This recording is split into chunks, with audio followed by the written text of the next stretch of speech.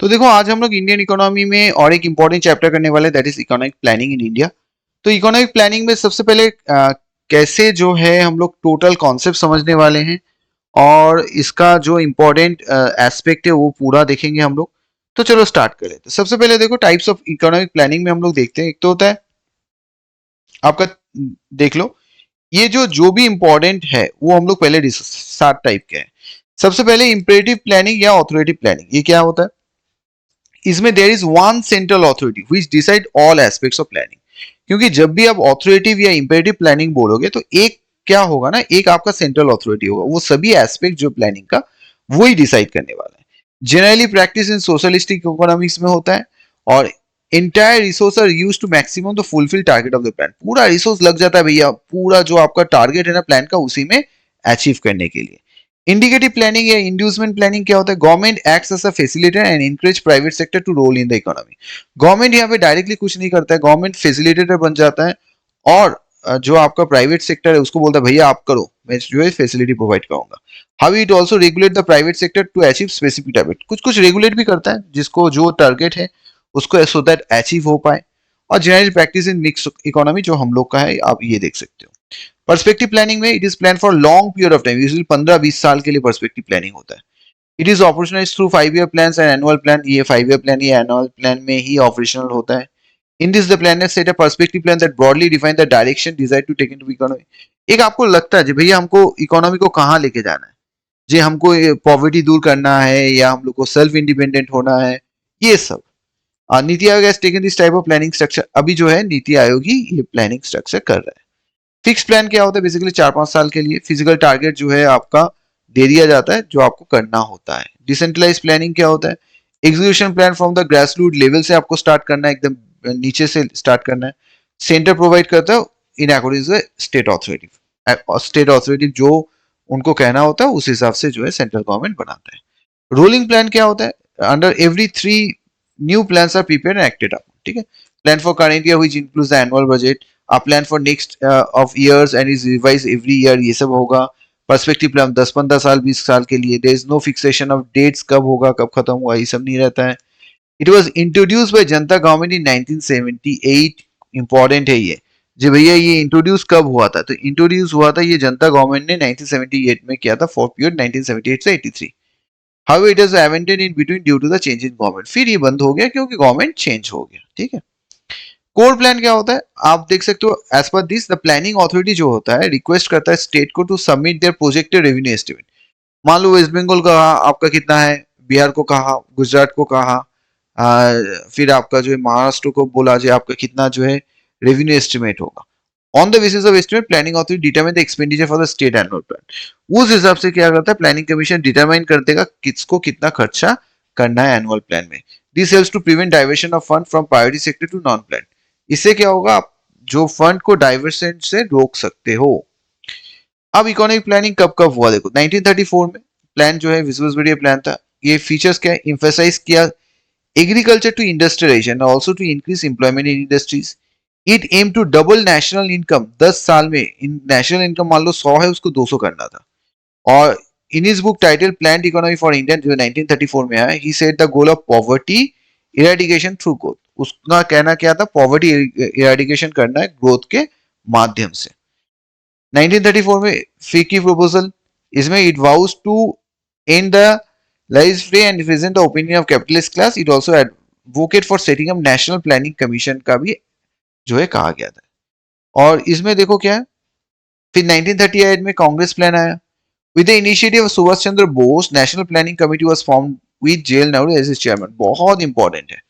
Congress plan में जब आया तब यहाँ पे सुभाष चंद्र बोस ने इनिशिएट किया एक नेशनल प्लानिंग कमेटी जो जवाहरलाल नेहरू एज इस चेयरपर्सन गठन हुआ। However, some documents in this form of the report were published quite later। बाद में वो पब्लिश हुआ। 1944 में बॉम्बे प्लान आता है। इसमें क्या होता है? Basically sponsored by top 8 industrialist of Bombay. Aimed at agriculture restructuring through abolition of zamindari system. भाई एग्रीकल्चर को रिस्ट्रक्चरिंग करो, जमींदारी सिस्टम खत्म करो, रैपिड इंडस्ट्रियलाइजेशन लाओ, डेवलपमेंट लाओ, consumer goods, medium, cottage industries में। Emphasised on interrelation in order to reduce hardship of population of the inflation. Industrialisation करना था क्योंकि हार्डशिप जो है आपको कम करना था पॉपुलेशन के ऊपर क्योंकि इन्फ्लेशन बढ़ रहा था। 1944 में गांधीयन प्लान आया। Drafted by Acharya Shriman Narayan Agarwal. इसमें economic decentralisation one of the promotion of small scale cottage industries का बात किया गया था। 1945 में people's plan M N Roy ने किया 10 साल के लिए। Main priority of the plan were agriculture development and increase in agriculture production with maintain equal balance with irrigation. Main aim क्या था इसमें? था भैया एग्रीकल्चर को ही फोकस करना है, लेकिन उसके साथ इंडस्ट्रियलाइजेशन को भी देखना है और उसको भी बैलेंस करना है। 1946 में क्या था? प्लानिंग एडवाइजरी बोर्ड, ये set up the interim government of at the time to review plan future project and to provide recommendation up to them. 1947 में देखो इकोनॉमिक प्रोग्राम कमेटी आ जाता है, formed by the all Indian Congress committee to make a plan जिससे आपका private और public partnership बना रहे अर्बन एंड रूरल में भी। और उन्होंने क्या किया? प्लानिंग कमीशन का रिकमेंड किया।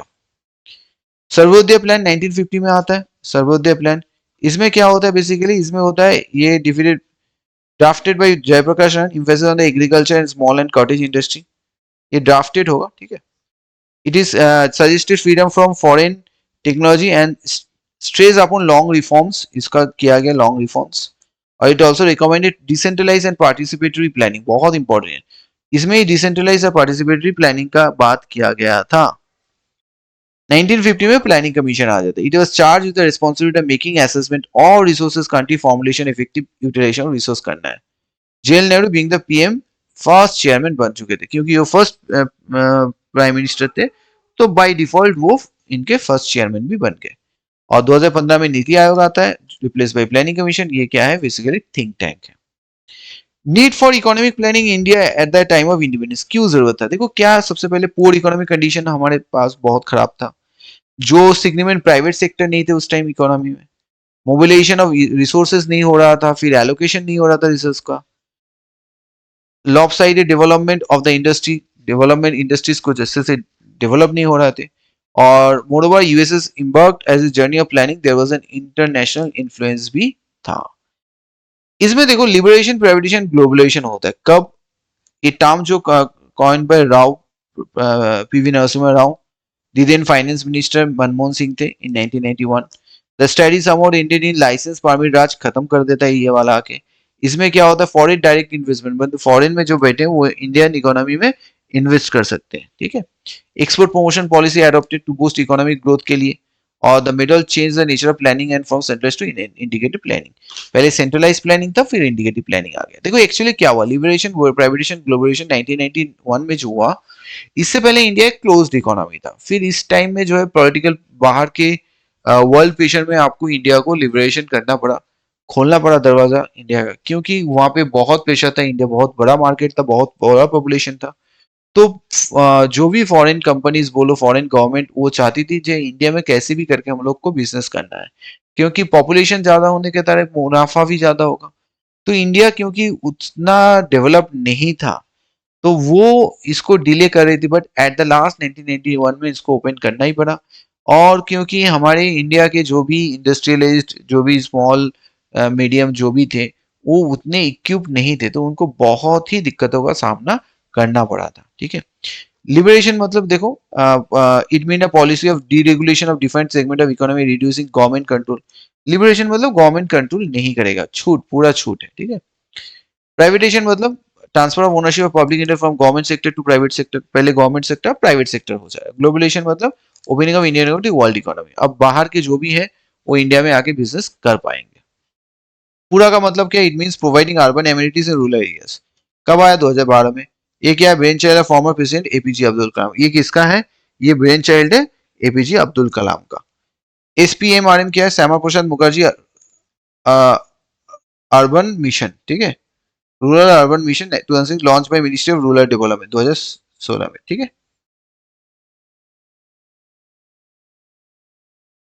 ओके, नेक्स्ट क्या है? NITI Aayog. NITI Aayog national institution of transform India. देखो फॉर्म पूरा याद रख लेना, फुल फॉर्म 1 जनवरी 2015 का आया। In place of planning commission, it is a non constitutional, non statutory body, it is a think tank of government employ. ना ये कॉन्स्टिट्यूशनल है, ना ये आपका जो है स्टैट्यूटरी बॉडी है। ये non constitutional, non statutory body है, ये याद रख लेना, बहुत इंपॉर्टेंट है। अब देखो नीति आयोग में आता हूँ।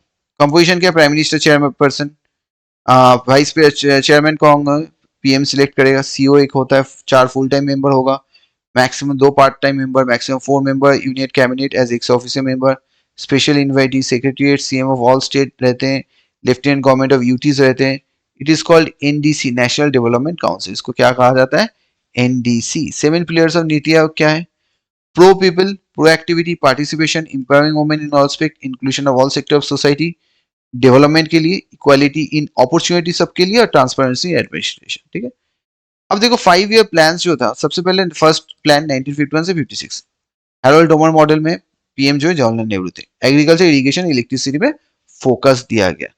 सेकेंड प्लान क्या है? 56 से 61, पीसी मालूम इन दिस 2 सेक्टर मॉडल, इसमें हेवी इंडस्ट्री और रैपिड इंडस्ट्रियलाइजेशन को फोकस किया गया। थर्ड मॉडल देखो, ये भी बहुत इंपॉर्टेंट है, 61 से 66, सुकुमार चौधरी एंड प्रोफेसर सैडी, साइनो इंडियन वेयर इस टाइम हुआ, food grains, wheat, heavy industry, FCI इसमें गठन हुआ, यूटीआई हुआ, आईडीबीआई एस्टैब्लिश हुआ है। ठीक है, फोर्थ प्लान 69 से 74, Ashok Rudran, alone S many, PM जो है इंदिरा गांधी थे। न्यूक्लियर टेस्ट हुआ जिसका नाम स्माइलिंग बुद्धा दिया गया था। Agriculture, investment model of planning commission था, और फैमिली प्लानिंग इस टाइम बहुत जोर दिया गया था। 14 बैंक को नेशनलाइज भी इसी टाइम में किया गया था, 14 बैंक्स को। ठीक है, उसके बाद क्या है देखो, फिफ्थ प्लान 1974 से 78, डीपे धौर मॉडल है। स्लोगन इसमें गरीबी हटाओ देश बचाओ का नारा दिया गया था इंदिरा गांधी की तरफ से।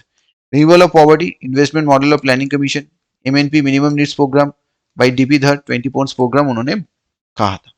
सिक्स प्लान 80 से 85, agriculture industry based on investment योजना, infrastructure changing and train to growth model, NABARD बहुत इंपॉर्टेंट है, स्टैब्लिश हो रहा है 6 प्लान में। 7 प्लान में देखो 85 से 90, पीएम जो राजीव गांधी, ब्लू रेवोल्यूशन हुआ था इस टाइम, और एनर्जी, फूड ग्रेन जो है वो दिया गया था।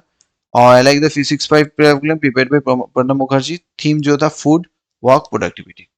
8 प्लान क्या है? 92 97, जॉन डब्ल्यू व्हीलर, इसी में देखो लिबरेशन, प्राइवेटाइजेशन, ग्लोबलाइजेशन हुआ था इसी टाइम में 8 प्लान में। और फर्स्ट बीपीएल सेंसस 1992 इसी प्लान में हुआ था।